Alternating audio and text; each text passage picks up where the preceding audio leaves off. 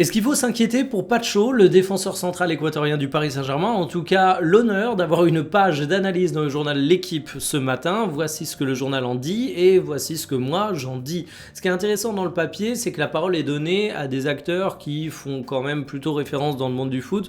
On a par exemple Dembaba qui va s'exprimer sur le fait que, à son point de vue, Pacho ne peut pas corriger toutes les errances défensives du Paris Saint-Germain, qu'il est moins protégé par ses compères en défense, mais également par le milieu de terrain parisien. On a également Alain Roche qui va dire que oui, il ne peut pas lui aussi compenser tout à lui tout seul. Et finalement, le journal L'Équipe rappelle également qu'il a confiance du staff technique. Donc c'est plutôt un papier en la défense de Pacho. Je suis plutôt content de voir ça parce que moi je considère déjà qu'il fait pas un si mauvais début de saison, très très loin de là.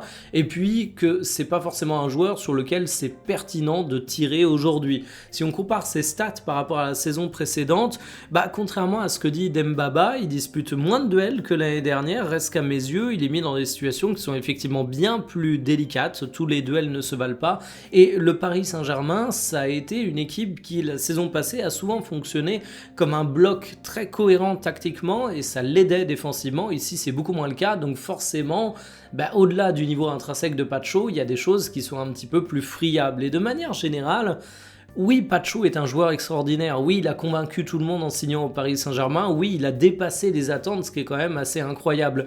Mais il faut rappeler que même la saison passée, Pacho a eu un petit temps faible. On a tendance à l'oublier. Mais c'est un joueur qui, s'il est hyper bon, n'est pas parfait et a besoin de ses coéquipiers pour combler certaines lacunes. Donc est-ce que je suis inquiet pour l'Équatorien? Pas du tout.